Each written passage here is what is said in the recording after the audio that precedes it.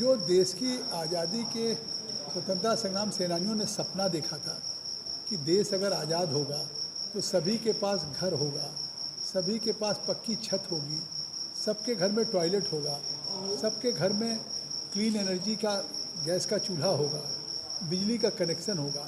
आज देश की आज़ादी के बाद से बुनियादी तौर से जब नरेंद्र मोदी जी ने शपथ लिया प्रधानमंत्री के रूप में, 18,000 गांव विद्युतीकरण से वंचित थे।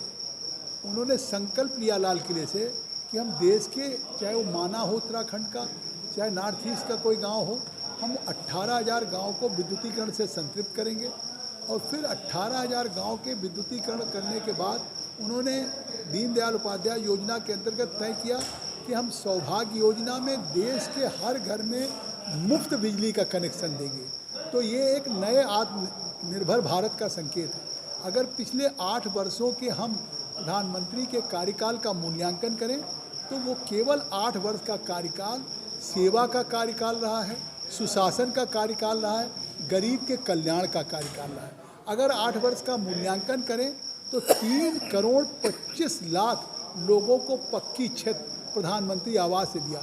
जो वर्षों से लोग पेड़ के नीचे रहते थे, पन्नी डाल करके, छप्पर में, फूस में, खपड़ैल में, और जो हर बार घर गिर जाता था। जिस तरीके से हमने देश के 200 करोड़ लोगों को वैक्सीनेशन, 135 करोड़ को डबल डोज का वैक्सीनेशन दिया।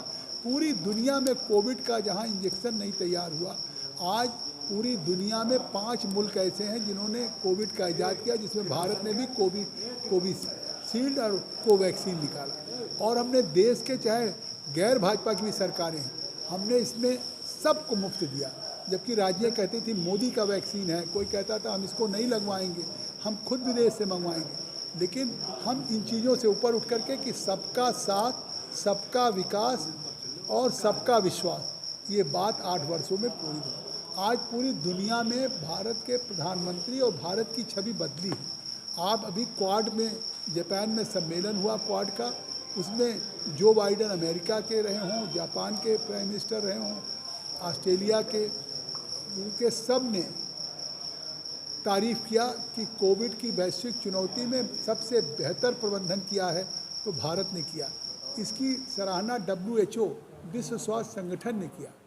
आप देखिए, अमेरिका के बराबर की आबादी यूपी है, लेकिन यूपी में भी जिस तरह से प्रबंधन हुआ उसकी भी WHO ने तारीफ किया। 80 करोड़ लोगों को, मैं केवल मुख्य बातें कर, 2 वर्षों से प्रधानमंत्री मुफ्त खाद्यान्न दे रहे हैं 5 किलो प्रति यूनिट, कि कम से कम देश में कोई भी व्यक्ति इस कोविड के लॉकडाउन में, कोविड के संकट में, मजदूरी जाने से, दिहाड़ी जाने से कोई व्यक्ति अन्न के कारण भूख से मरने नहीं पाएगा। और आज भी वो संकल्प, दुनिया में एक ही देश है जो लगातार 80 करोड़ लोगों को प्रत्येक महीने 5 किलो प्रति यूनिट दे रही है। और उत्तर प्रदेश में तो डबल इंजन की सरकार, योगी जी भी मुफ्त दे रहे हैं 5 किलो, और मोदी जी भी दे रहे हैं। तो यहाँ तो महीने में 2 बार खाद्यान्न मिल रहा है। और इसी तरीके से आपको याद होगा कि उज्ज्वला में हमने जो गैस का चूल्हा का कनेक्शन दिया, देश में 9 करोड़ 22 लाख लोगों को गैस का कनेक्शन दिया। 14 करोड़ बच्चों और महिलाओं को कुपोषित होने से रोका है पोषण 2 अभियान, पोषण 1 अभियान में। इसी तरह से 11 करोड़ 58 लाख शौचालय का हमने निर्माण कराया। कभी सरकारें इस पर चिंता नहीं करती थी कि माताओं बहनों को सूरज ढलने का इंतजार करना पड़ता था और बाहर जाना पड़ता था, गांव में कितना बेपर्दा होना पड़ता था। आज हम उस दिशा में 11 करोड़ 58 लाख घरों में शौचालय पहुंचा चुके हैं। रेहड़ी पटरी के लोगों को, 30 लाख लोगों को PM स्वनिधि के अंतर्गत हमने 10,000 रुपया दिया है स्ट्रीट वेंडर्स को।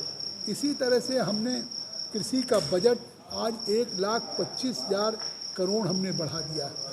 आज 8 वर्षों में सबसे बड़ा माथे पे कलंक धारा 370-35 ये था कि जम्मू कश्मीर भारत का अभिन्न अंग था, लेकिन भारत की पार्लियामेंट का कानून नहीं लगता था। और आज भारत की पार्लियामेंट का कानून सब लागू हो रहा है। जम्मू कश्मीर में पर्यटन बढ़ रहा है। जम्मू कश्मीर में आज पूरे देश की मुख्यधारा से जुड़ गया। आज इंफ्रास्ट्रक्चर में जिस तरीके से आपने देखा कि सिद्धार्थनगर 112 जिले प्रधानमंत्री ने चिन्हित किया एस्पिरेशनल डिस्ट्रिक्ट। आज सिद्धार्थनगर में मेडिकल कॉलेज का निर्माण हुआ। आज सिद्धार्थनगर में पासपोर्ट ऑफिस की लोग लखनऊ जहाँ पासपोर्ट बनवाने जाना पड़ता था, यहाँ से बनवाएं, देश विदेश में कहीं जाएं। आज सिद्धार्थनगर में 2 नेशनल हाईवे हो गए, नेशनल हाईवे 730, नेशनल हाईवे 233, एक ककरहवा से लेके वाराणसी और एक कुशीनगर से लेके पीलीभीत बहराइच तक। इसी तरीके से नई रेल लाइन की स्वीकृति हो गई, उसकी भूमि का अधिग्रहण हो रहा। 8 वर्षों में प्रधानमंत्री के कार्यकाल में सिद्धार्थनगर बदल रहा है, प्रदेश बदल रहा है, देश बदल रहा है, और एक नया भारत, नया प्रदेश, नया सिद्धार्थनगर नहीं बन रहा। आत्मनिर्भर सिद्धार्थनगर, आत्मनिर्भर उत्तर प्रदेश, आत्मनिर्भर भारत।